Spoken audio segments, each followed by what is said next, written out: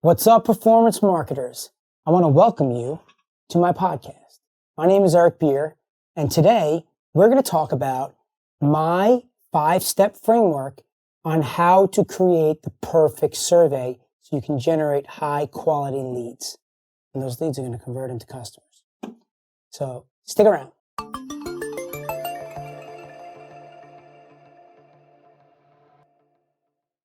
So before we get started, I just want to tell you about a new text community channel that I have where you can text me at 917-636-1998 and you'll be added to my phone. And at that point, you can ask me any question and I'll be able to answer directly to you. I'm spending about 30 minutes talking to my tribe, my performance marketers, as they watch my videos, they listen to my podcast, and then they have questions and they're firing away and I'm writing right back. And I want you there.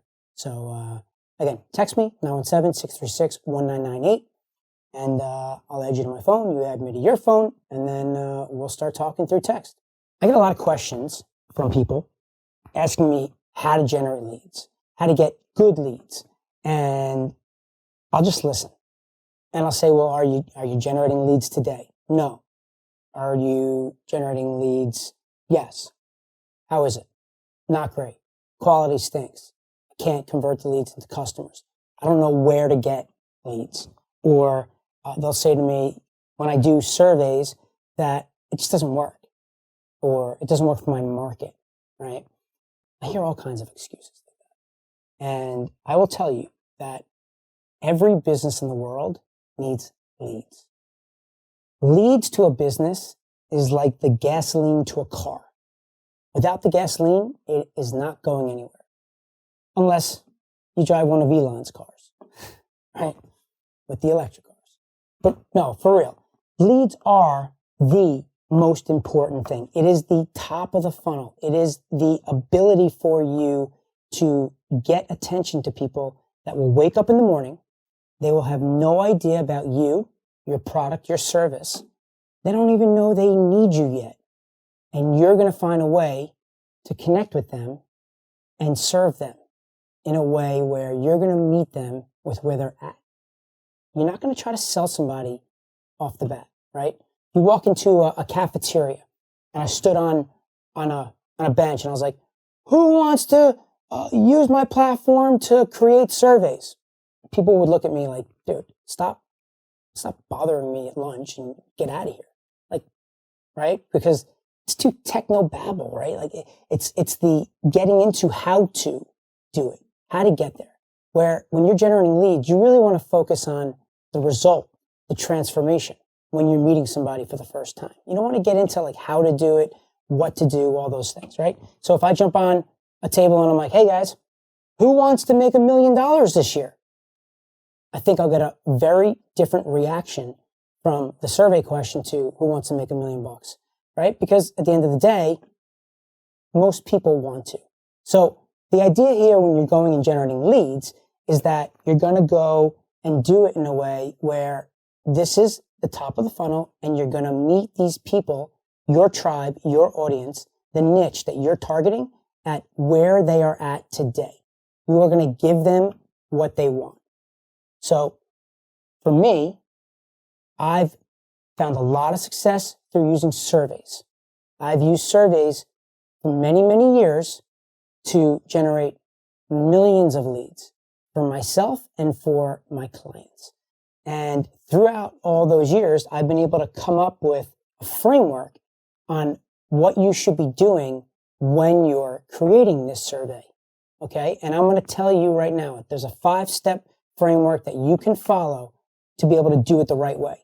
There are tons of people that will create surveys or quizzes or assessments, right? It's all the same thing, guys. Okay? I don't care if they call it a quiz, an assessment, or a survey. All three of them. They're asking questions to you, you're answering them, and then they're doing something with that data. My platform's called Survey Detective, right? So I'm calling it surveys. I could easily call it a quiz. Maybe I do call it a quiz. Whatever floats your boat. Bottom line is, let's focus on the result. There's 5 steps to do it, okay? Before we get started, I want to welcome all you new performance marketers. You just being here, taking the first step, a step in the right direction, and you're on your way to good things. Good things are going to come to you. I promise. If you stay focused, believe, and continue the path. So now, let's get into it. Let's get this party started. All right. So you can see here behind me, I have a board. I started to write a little bit, and I'm not going to spend all my time on the board, but I just wanted to have something that you guys can have a visual on. And there's really 5 steps here on things that you're going to look at. Okay? The first thing is A. And that stands for you want to be able to attract customers. Okay? What I mean by that is when you're out in the market, like I said, you want to meet them with where they're at. You want to create something that is curious. You want to create a curious hook, right? We call it a hook because you're going to hook somebody who's on the internet. Let's say they're scrolling on Facebook and they have no idea who you are or what you're doing. What you're trying to do is create what's called a pattern interruption. You're going to interrupt their day of scrolling on Facebook with something that is going to be so curious based that it's going to catch their eye and it's going to make them click. Okay? That is the number one thing that you need to do. And the way to do it is you got to come up with certain keywords that are known by your entire audience, and you got to have something that is curious based. And that's where we get into how you have your different types of hooks on the front end of surveys. So there's different types of ways you could do it. The most popular one is all around your personality, right? So there's your personality style, your personality profile, right? So what's your engineer profile? What's your writing style? What's your digital marketing profile, type, etc., right? Another way to do it is with personalities is matching, right? So it's like, what Facebook strategy matches your business style? Whatever it is, you got to think about it in a way that the keywords relate to whoever it is you're talking to. And there's other ways to do it where you can do it more like fear-based with, there's 5 mistakes parents are making with their children that's causing them to not be successful in life. Well, okay, I want to know what that is. I want to know if I'm doing any of that so that I stop, right? Makes it curious. I want to learn something about myself. That's a good way to go about it. You can also do things where you're more like knowledge-based, but I like to stick with personalities first. It's all around people learning something about themselves. It's a good way to get in. Everybody's selfish and wants to learn about themselves. So number 1 is you want to attract your audience and just your audience, right? You don't want to attract everybody. You don't want to talk about an Amazon gift card or anything of that nature because you're going to get people that you don't want. That's why people get poor quality leads. What's so important about this headline, this hook that you're going to use, this whatever ad that you're going to get somebody to click on, you want it to have some intrinsic value only to your niche audience. So if somebody's there that doesn't really care about your business, you don't want them clicking. So you got to think about it in a way that's relevant to just them. That's number 1. Number 2 is you want to identify. Okay? So what does that mean? Well, you got to ask the right questions. People create surveys, quizzes, assessments, and they're just throwing down any questions they want. It doesn't make sense. Every question that you ask in your survey has to play a role. If you're not going to do something with that data, you do not want to ask that question, okay? Because you're going to have a higher risk of somebody dropping off, right? So typically you want to ask, I'd say anywhere from 4 to 8 questions, give or take, right? You want to get enough data that you can learn something about them. And you also want to have enough data that when you give them the results, that it's believable, right? You ask them one question and then start telling them things and take them down this path, it's not going to work. You could do it for a lead magnet. If you're looking to collect an email address, you could ask one question. There's a strategy that I use for that, but not in this instance, okay? But the whole idea is you want to ask the right questions because what you're trying to do is you're trying to understand the people coming through your survey answering questions. You're asking very specific questions. We do it in a lot of ways, right?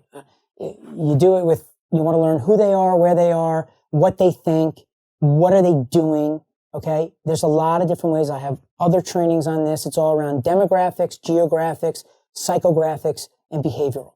Okay. If you're in a firm, it's firmographics, same as demo, right? But those are the types of questions you're going to be asking, right? And it's going to be all based on what is it that you want to happen at the end of this survey. You need to have a survey goal in the beginning because you're going to work backwards. Okay. But it's really important that you start and ask the right questions because you want to identify. And what are you identifying? Which is one of the most important things and the core value to everything that we're doing here is segment. What does segment mean? It means you are going to group people by similar characteristics. Okay. You don't want to have a marketing program where you're just talking to the world and have a mass marketing campaign that doesn't solve somebody's problem, right? You're not speaking to them. You're not relating to them. You need to do it in a way where you have to understand who is your audience. And then what you want to do is you want to segment the audience by similar characteristics. So typically you'll have anywhere from like 3 to 5 segments.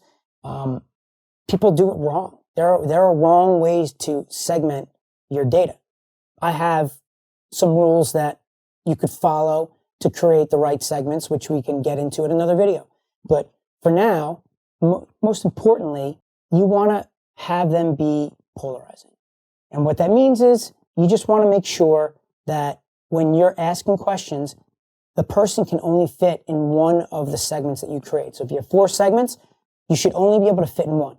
If you're able to fit in 2 or 3, then the back end of this survey of how you're going to start to nurture and get these people from taking the survey to potentially buying your product or doing whatever your survey goal is going to be ineffective, right? Because the whole point here is that when you segment, you're then going to targeting. You are going to create custom targeted messages to each of your segments, right? You're going to listen to them.